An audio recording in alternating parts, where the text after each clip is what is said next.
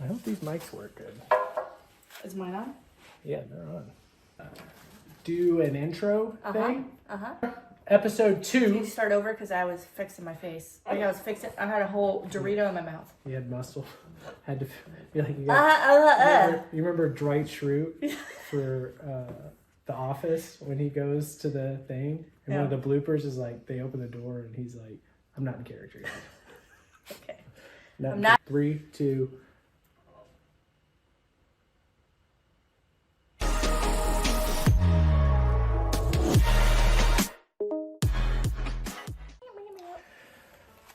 All right, here we go. All right, here we are. You can see he's got some information pulled up here already. Who is this player?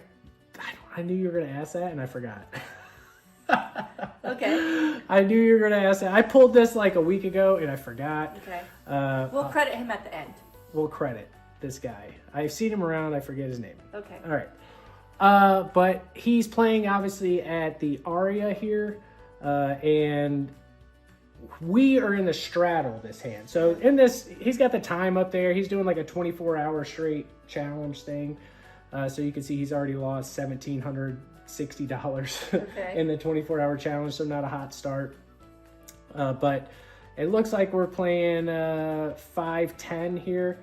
And we are in the straddle for 20 bucks. Okay.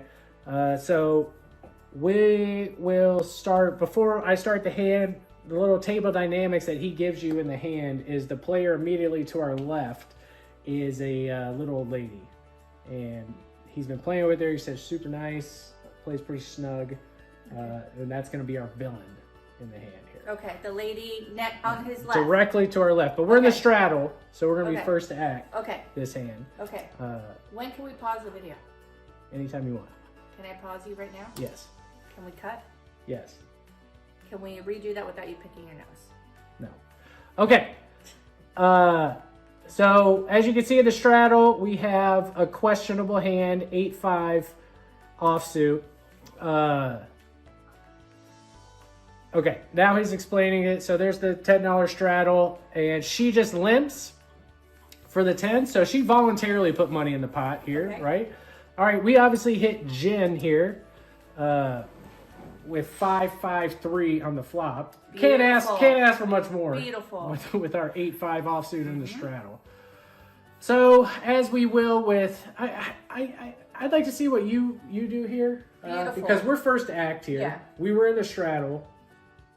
We flop the world. What's your play here? I make a bet. Okay. So what are you thinking here? I think the pot's probably around 50 bucks. What do you bet here? I make it half pot, $20 or $25 here. Yeah, I mean, there's probably a case to be made for that. I don't think I do, just because I have everything. What am I going to get called by? Maybe a bigger pocket pair. Yeah. That's who, I guess, with your bet, who you're going to get value from. But those hands may bet anyway. 7s, 8s, 9s. Again, there was no raise pre-flop. It was limp to us in the straddle. So nobody's got too strong a hand here. So I think I just check. Because I think, if you have 7s, you raise pre-flop, right? You don't just limp. Okay. Right? What do you think? I just make the call with something like 7s. Do you just limp? You just limp with 7s pre-flop? Yeah. I'm the villain. Yeah, I'm the villain, I'm the lady next to him. If I'm the villain and I have 7s, yeah, I'll call. You just limp pre-flop? I'll limp. Yeah. I'm pretty much raising 99% of my hands pre-flop. But if he's straddled, it's kind of, in my mind, it's kind of almost like a little bit of a raise. So I'll limp because he's making me first to act right there. So I'm glad you brought this point up because I'm going to argue with the point here. Yeah. So let's say I have 8s, 9s, 7s, something like that. You're allowing the straddle into the hand to beat you with a hand like 8-5 offsuit just by limping. Yeah. So he straddled 10 bucks here. So your first act with 7s, put in a raise to 35, 40 bucks. You're going to, in this hand specifically, you would have folded out everybody because nobody had any good hands. And then you pick up free blinds. And if you just call $10, you're still going to the, now you're going to the I know, I'm to putting the myself flop. in a very You're putting yourself in a vulnerable. vulnerable position. I am. I know, like Negrano's like, you punish the limpers, but Mm-hmm. also I want to see what the other action is. If it's just us, like I want to see what the other action is. But in the beginning, I do just call. I do just call, especially if he's making me first to act. I want to see what the action is around the table. Then I can assess. Like I could put people on maybe like a range at that point, and then either. But the call counter to that is people are putting you on a range if you raise. So But I'm a little sneaky. you're forcing yourself to hit your 7 at that point. If you raised early with 7s, people are going to put you on big cards, aces, kings, queens, ace, king, something like that. Yes, I am.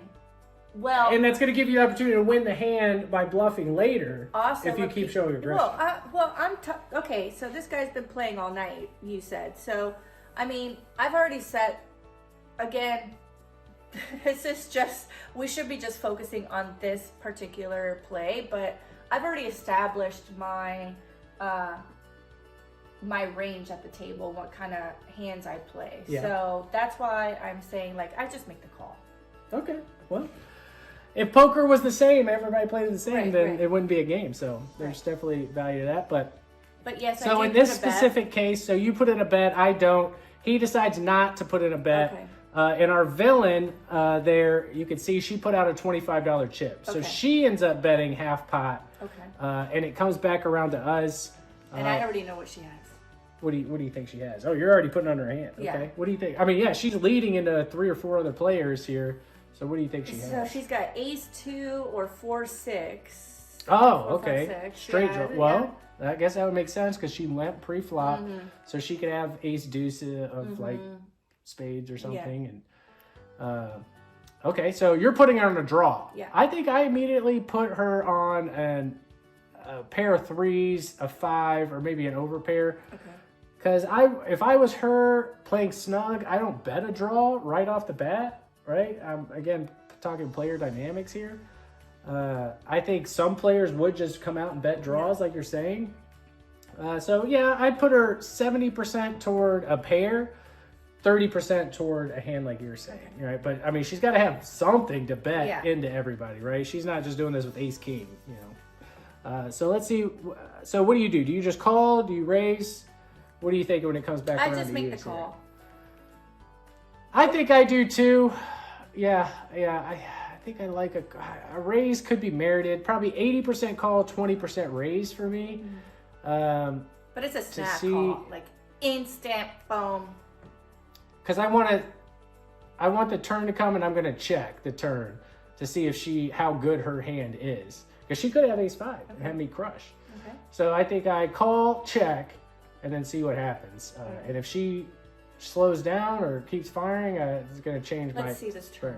Let's see what happens here. Let's see what he does. I think. Okay, so one other player called, the button called, so we end up just calling. So now 3 players are in the hand. We check our cards again. Ooh, ace of diamonds on the turn there. Ace of diamonds. Okay. It's very straighty. Very straighty. Yep. Flush is out there now. Okay, very straighty here. Okay, what do I do here? I'm first act. Yes, your first act. Okay, so I am going to bet again. Okay, yeah, because you did bet the flop, so you're betting again. I'm Keeping betting pressure again. on. Okay. So pot's $125 now. Mm-hmm. How much are you gonna bet? Are you gonna go bigger this time? I'm or gonna go no? bigger that time. What are you gonna bet? Well, the pot's gonna be different, obviously, because I bet, but it would be. Yeah, true. It would be a pot-sized bet at that point. Okay, so whatever the pot size bet. Yeah. So in this case, we'll just say it's 125. Okay. So you bet big again. Yes. And we'll see what happens. So now that I'm thinking about it, 3 players in, I straddled. Very likely I have a 5. If not me, somebody else has a 5. Mm-hmm. Right? Because what else? Maybe one of those draws you're talking about. So I probably lead out 2, I think, just to see what the hell's going on in the hand. Maybe represent the ace, and let's hear from somebody that does have a 5. I may be able to get away from it, but in this case, he checks. Again? He checks again. Okay. As you can see, our villain leads out 125. Okay. Leads out your sizing there. Okay. So let's see what happens here. So she bets. I think our other our button guy ends up folding, and we call. Okay. All right. So now we're going to the river. The 6 of clubs. Whoa, the straight gets there. If it's right, if you have a 4, 5, 6. You take 4, 7 or deuce 4. Yep. So 4, 7 would have been a gut shot on the flop. Probably not likely. Deuce 4 got there on the turn. So, you know, she's been firing the whole time. Yeah. So now 6 of clubs comes on the river. In the actual hand, he's been checking the whole time. Yep. You've been betting the whole time. I've been betting the whole time. So I'm assuming you're going to keep betting now, or does the 6 slow you down? The 6 slows me down if I'm continuing my bet, and I want to see what the villain does. And Okay, I gotta disagree with you vehemently here. No, hold on. Okay. No, you continue betting because you're representing either a straight or Well, you're representing a 5. And plus, remember I've already put a lot of my chips in there, so might as well keep firing. Well, can't stop now. I don't like your thought process of checking to see what they do, because if they had one of those marginal hands you hope they had, they're just gonna check back. Okay. Why stop now? You've got 3 of a kind. You've been betting. They've just been calling the whole time. High likelihood, if in your scenario, they've just been calling the whole time. High likelihood they have a pocket pair. My favorite thing, the check raise. I feel like that's every amateur's like dream. The check raise on the river. You gotta go for value when you got it, right? Right. Like, what hand do they bet here? Yeah. Like, there's no bluffs really that miss because there was no flush draw. Straight draws kind of got there, unless it's a weird straight. 4, 6 is the only one that you beat. Do you know how many check raises work for me? So many. But I think if I was betting the whole time, I definitely bet the river. If I was checking the whole time, I'd probably check the again. river to let that lead. If they are bluffing, let them continue to bluff. If they do have,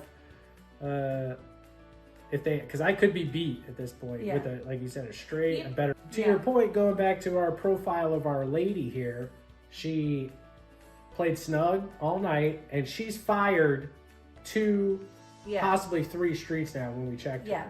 So what does that tell you? Yeah, usually I'm scared. Tight players, like I'm scared. Yeah, if they're tight and they keep firing away, especially women. Yeah, you women. Women play a little bit differently, and we're very aggressive when we have something. We're like, hey, I have and something she bet here. big, big Yeah. so far. Hey, so let's see please, what I she have does something on the here. river here, Yeah. because we do check. Okay, now she only bet She down less than bets. half pot. Yeah. Because she was going pot. Now we're half pot. Is she hoping for a check raise right there too? Is she hoping for a bet? Like, is she hoping for him to like just call or raise or? I don't know. She could be. She could have, you know, the pure nuts here. She could have pocket aces and just put in a small enough bet that to get you to call. Or she could be scared. Like, I don't have a great hand. I'm only going to bet small here. I guess that's or up she's to you to inducing decide. a call because she's like, if I make it too big. But I lean toward big hand here because snug players are not going for 3 streets with a marginal hand.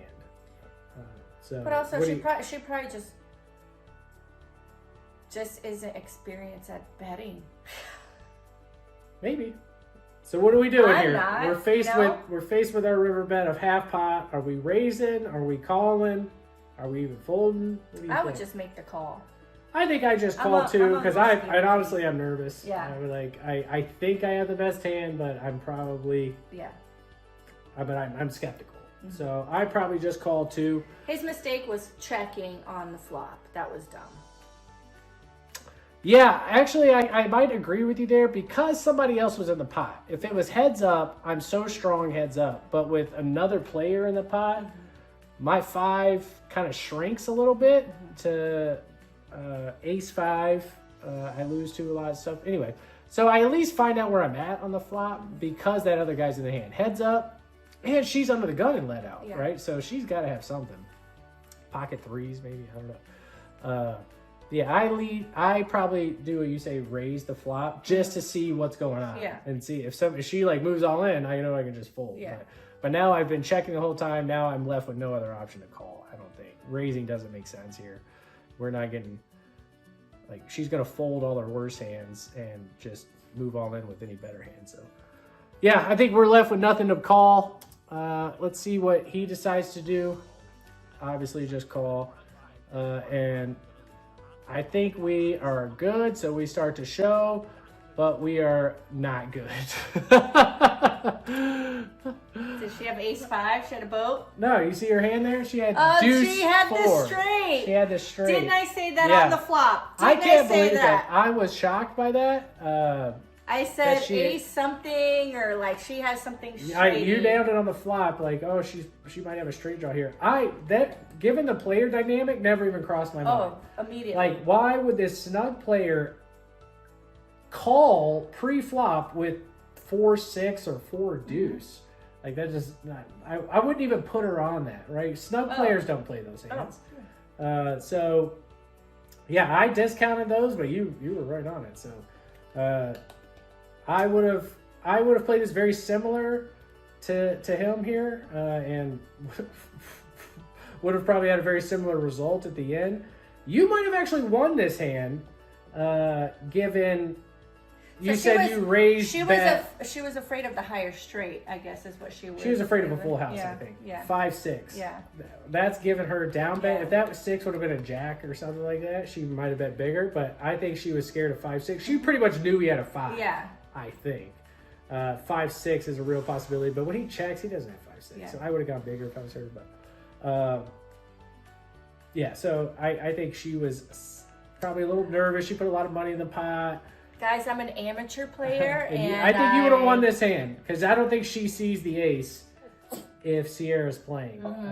Either you raise or you bet on the flop, and I want credit that I'm a good player. Yeah, I mean that's the difference. You played this hand differently than he played it, and we probably would have had different outcomes here. You know, she might have got sticky with her open-ended draw there, but she would have had to pay to see it, I think, if you played. You know, she would have beat me though for sure. So, all right, so I think that's 2 losses for me in the 2 hands that we've reviewed so far. So no, we both lost, I think, last hand. Well, but you might have won this one, so we'll give you 1-1 record. I'm a 0-2 record. Yep. So not a strong start for this Jay and Sierra poker series, but maybe we'll get one for us next time to show. We're not wrap it up. We're not complete. Wrap it up.